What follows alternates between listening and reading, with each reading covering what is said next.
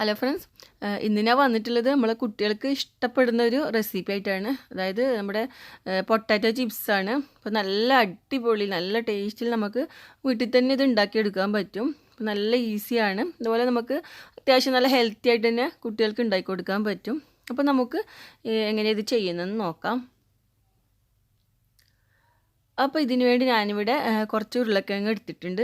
ഒരു 5-6 ഞാൻ ചെയ്യുന്നുണ്ട്, 5-6 വെച്ച്. അപ്പോൾ ഉരുളക്കിഴങ്ങ് എടുക്കുന്ന സമയത്ത് ഇതുപോലെ തൊലിയുള്ള ഉരുളക്കിഴങ്ങ് എടുക്കാൻ ശ്രദ്ധിക്കുക. അപ്പോൾ അതിൽ സ്റ്റാർച്ച് കുറവായിരിക്കും. അപ്പോൾ നല്ല ക്രിസ്പി ആയിട്ടുള്ള ചിപ്സ് നമുക്ക് ഉണ്ടാക്കിയെടുക്കാൻ പറ്റും. അപ്പോൾ നിങ്ങൾക്ക് കണ്ടാൽ തന്നെ മനസ്സിലാകുന്നുണ്ടാവും. എന്താ പറയുക, ഒരു ഭംഗിയില്ലാത്ത പൊട്ടാറ്റോ അങ്ങനെയൊക്കെ പറയാം. നല്ല സുന്ദരിയായ പൊട്ടാറ്റോനെ കാട്ടി ഇതുപോലെ പൊട്ടാറ്റോ എടുക്കാൻ ശ്രദ്ധിക്കുക. അപ്പോൾ നമുക്കിതൊന്ന് തൊലിയൊക്കെ കളഞ്ഞ് റെഡിയാക്കിയിട്ട് വരാം. അപ്പോൾ ഞാനിവിടെ 6 ഉരുളക്കിഴങ്ങ് എടുത്തിട്ടുണ്ട്.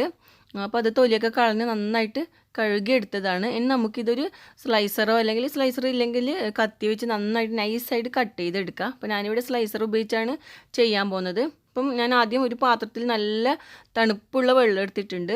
അപ്പം നമ്മൾ ഈ ഉരുളക്കിഴങ്ങ് സ്ലൈസ് ചെയ്ത് വെള്ളത്തിൽ ഇട്ട് വെക്കണം കുറച്ച് സമയം. അപ്പോഴാണ് നമുക്ക് നല്ല ക്രിസ്പി ആയിട്ടുള്ള ചിപ്സ് ഉണ്ടാക്കാൻ പറ്റുക. അപ്പോൾ ഞാനിത് ഒരു സ്ലൈസറിലൂടെ സ്ലൈസ് ചെയ്ത് എടുക്കുന്നുണ്ട്. അപ്പം സ്ലൈസർ ഇല്ലെങ്കിൽ നല്ല നൈസായിട്ട് കട്ട് ചെയ്തെടുക്കണം, അല്ലെങ്കിൽ പിന്നെ നമ്മുടെ ചിപ്സ് ക്രിസ്പിയായി കിട്ടില്ല. അപ്പോൾ ഞാനിവിടെ ഇതുപോലെ സ്ലൈസ് ചെയ്തെടുത്തിട്ടുണ്ട്. കാണുമ്പോൾ തന്നെ മനസ്സിലാകുന്നുണ്ടാകും അത്ര നല്ല നൈസായിട്ടാണ് സ്ലൈസ് ചെയ്തെടുത്തിട്ടുള്ളതെന്ന്. അപ്പോൾ ഇതുപോലെ സ്ലൈസാക്കി എടുക്കാൻ ശ്രദ്ധിക്കുക. ഞാനിവിടെ ഫുള്ളായിട്ട് ഇതുപോലെ ചെയ്തെടുത്തിട്ടുണ്ട്. നല്ല തണുത്ത വെള്ളമായിരിക്കണം. അപ്പോൾ 1-2 പ്രാവശ്യം ഒന്ന് കഴുകിയതിന് ശേഷം തണുത്ത വെള്ളത്തിൽ ഇതുപോലെ കുതിർത്ത് വെച്ചാൽ മതി. ഒരു 10-15 മിനിറ്റ് നമുക്ക് ഇതുപോലെ വെള്ളത്തിൽ തന്നെ ഇട്ട് വെക്കാം. അതിന് ശേഷം ഒരരിപ്പയിലിട്ട് വെള്ളമൊക്കെ വാർത്തതിന് ശേഷം ഒരു തുണിയിലിട്ട് ഉണക്കിയെടുക്കണം. അപ്പോൾ ഞാനിതൊന്ന് ഒരരിപ്പയിലിട്ട് അതിൻ്റെ വെള്ളമൊക്കെ ഒന്ന് കളഞ്ഞിട്ട് വരാം. അപ്പോൾ ഞാനിവിടെ അരിപ്പയിലിട്ട് അതിൻ്റെ വെള്ളം വാർത്ത് കളഞ്ഞിട്ടുണ്ട്. അപ്പോൾ ഇതുപോലെ തണുത്ത വെള്ളത്തിൽ ഇട്ട് വെക്കുന്ന സമയത്ത് അതിൻ്റെ സ്റ്റാർച്ചൊക്കെ പോയി കിട്ടും. നമ്മുടെ ഉരുളക്കിഴങ്ങ് നല്ല ഹാർഡായിട്ടുണ്ടാവും. നിങ്ങൾക്ക് അത് വെള്ളത്തിലിട്ട് എടുക്കുമ്പം തൊട്ട് നോക്കി തന്നെ മനസ്സിലാവും. സാധാരണ ഉരുളക്കിഴങ്ങ് സ്ലൈസ് ചെയ്യുന്നതിനേക്കാളും വെള്ളത്തിലിട്ടത് നല്ല ഹാർഡായിട്ടുണ്ടാവും. ഇനി നമുക്കിതൊരു കോട്ടൺ തുണിയിലിട്ട് ഉണക്കിയെടുക്കാം. അപ്പോൾ ഇതുപോലെ നല്ല കോട്ടൺ തുണി വിരിച്ചു കൊടുക്കുക. അതിന് ശേഷം ഓരോ സ്ലൈസായിട്ട് ഇതുപോലെ ഉണക്കാനിടുക. ഞാനിവിടെ 2 തുണിയിലായിട്ട് ചെയ്യുന്നുണ്ട്, കാരണം അത്യാവശ്യം നല്ലോണം ഉണ്ട്.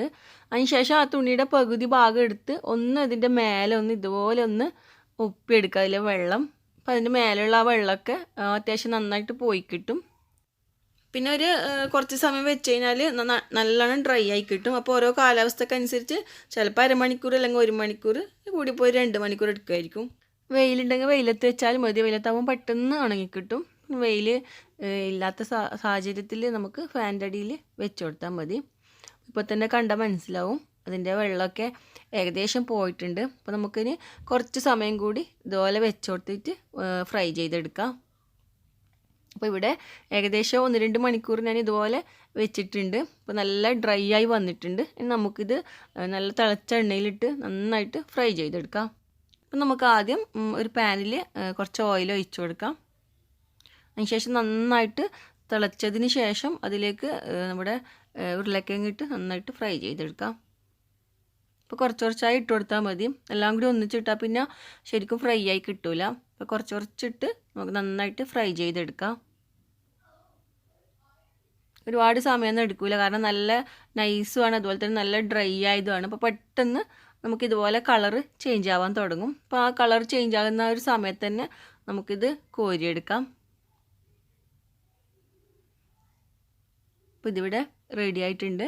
നമുക്കൊരു അരിപ്പയിലിട്ട് അതിൻ്റെ എണ്ണയൊക്കെ ഒന്ന് നന്നായിട്ട് വാർത്തതിന് ശേഷം പാത്രത്തിലേക്ക് ഇട്ട് കൊടുക്കാം.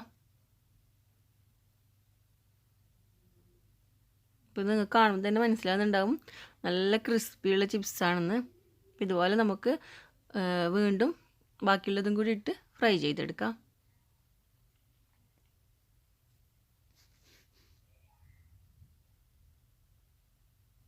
അപ്പം ഇട്ടുകൊടുത്തതും റെഡി ആയിട്ടുണ്ട്. ഇതുപോലെ ഫുള്ളായിട്ട് നമുക്ക് ഫ്രൈ ചെയ്തെടുക്കാം.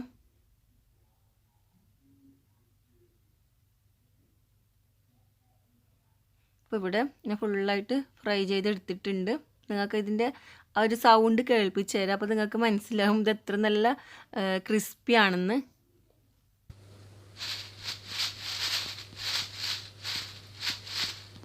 അപ്പോൾ നല്ല അടിപൊളി, എന്താ പറയുക, കുട്ടികൾക്കൊക്കെ നന്നായിട്ട് ഇഷ്ടപ്പെട്ടിട്ടുണ്ടായിരുന്നു. അപ്പോൾ അവർക്ക് ഇത് പോരായിരുന്നു, ഇനിയും വേണമെന്ന് പറഞ്ഞ് വീണ്ടും വീണ്ടും ഉണ്ടാക്കി കൊടുക്കാൻ പറഞ്ഞിട്ടുണ്ട്. ഇതുപോലെ നല്ല നല്ല സൗണ്ട് ഉണ്ട് ഇത് പൊട്ടിക്കുമ്പോൾ തന്നെ. അപ്പോൾ ഇനി നമുക്ക് ഇതിലേക്ക് ഓരോ ഫ്ലേവർ ചേർത്ത് കൊടുക്കാം. അപ്പോൾ ഞാൻ ആദ്യം കുറച്ച് ചിപ്സ് ഒരു ബൗളിൽ ഇട്ട് കൊടുത്ത് അതിൽ കുറച്ച് ഉപ്പ് ഇട്ട് കൊടുത്തിട്ടുണ്ട്. പിന്നെ അതുപോലെ തന്നെ കുറച്ച് കുരുമുളക് പൊടിയും കൂടി ചേർത്ത് നന്നായിട്ടൊന്ന് മിക്സാക്കി എടുക്കാം.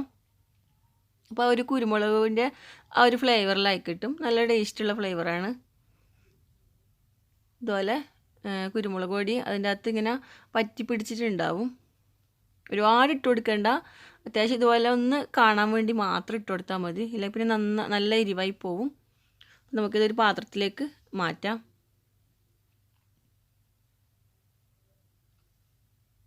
ഇനി നമുക്ക് അടുത്ത ഫ്ലേവർ ഉണ്ടാക്കാം. പിന്നെ ഞാനതിന് ഉപ്പിട്ട് കൊടുത്തിട്ടുണ്ട്. അതുപോലെ കുറച്ച് കാശ്മീരി ചില്ലി പൗഡർ ഇട്ട് കൊടുത്തിട്ടുണ്ട്. അതും നേരത്തെ പോലെ തന്നെ നന്നായിട്ട് മിക്സാക്കി എടുക്കുക. ഇനി അടുത്തത് ഞാൻ ഉപ്പിട്ട് കൊടുത്ത് കുറച്ച് മാറ്റി വെക്കുന്നുണ്ട്. കാരണം സാധാരണ ഉപ്പിൻ്റെ ആ ടേസ്റ്റ് മാത്രം കിട്ടാൻ വേണ്ടി. പിന്നെ അതിൽ നിന്ന് കുറച്ച് മാറ്റുന്നുണ്ട്. ഇനി ബാക്കിയുള്ളതിലേക്ക് ഞാൻ ചേർത്ത് കൊടുക്കാൻ പോകുന്നത് കുറച്ച് ഒനിയൻ പൗഡറാണ്. അതുപോലെ തന്നെ കുറച്ച് പാൽപ്പൊടി ചേർത്ത് കൊടുക്കുന്നുണ്ട്. പിന്നെ ഇതിലേക്ക് കുറച്ച് കുരുമുളക് പൊടിയും കൂടി ചേർത്ത് കൊടുക്കുന്നുണ്ട്. അപ്പോൾ പിള്ളേർക്ക് ഇഷ്ടപ്പെട്ടത് ഈ ഒരു ഫ്ലേവറായിരുന്നു. നല്ല ടേസ്റ്റ്, എല്ലാം നല്ല ടേസ്റ്റ് ഉണ്ട്. പക്ഷേ കൂട്ടത്തിൽ നല്ല ടേസ്റ്റ് ഇതായിരുന്നു. കാരണം പാൽപ്പൊടിയുടെ ആ ഒരു ടേസ്റ്റും കുരുമുളക് പൊടിയും അതുപോലെ തന്നെ ആ ഒനിയൻ പൗഡറിൻ്റെ ഒക്കെ ഒരു ടേസ്റ്റായിട്ട് നല്ല ടേസ്റ്റുള്ളൊരു ചിപ്സായിരുന്നു. അപ്പം നിങ്ങൾ കുട്ടികൾക്ക് കടയിൽ നിന്ന് വാങ്ങുന്നതിന് പകരം ഇതുപോലെ ഉണ്ടാക്കി കൊടുക്കുക. അപ്പോൾ അവർക്ക് എന്തായാലും ഇഷ്ടപ്പെടും. അപ്പോൾ എല്ലാവരും വീട്ടിൽ ഇതുപോലെ ഒന്ന് ട്രൈ ചെയ്ത് നോക്കുക. നിങ്ങൾക്ക് എന്തായാലും ഇഷ്ടപ്പെടും. എന്നിട്ട് നിങ്ങളുടെ അഭിപ്രായം ഒന്ന് അറിയിക്കുക. നിങ്ങൾക്ക് എല്ലാവർക്കും എൻ്റെ വീഡിയോ ഇഷ്ടപ്പെട്ടിട്ടുണ്ടാകുമെന്ന് വിചാരിക്കുന്നു. ഇഷ്ടപ്പെട്ടെങ്കിൽ ലൈക്ക് ചെയ്യുക, ഷെയർ ചെയ്യുക, സബ്സ്ക്രൈബ് ചെയ്യാത്തവരുണ്ടെങ്കിൽ ഒന്ന് സബ്സ്ക്രൈബും കൂടി ചെയ്യുക. അപ്പോൾ വീണ്ടും നല്ല നല്ല റെസിപ്പികളുമായി കാണാം. താങ്ക്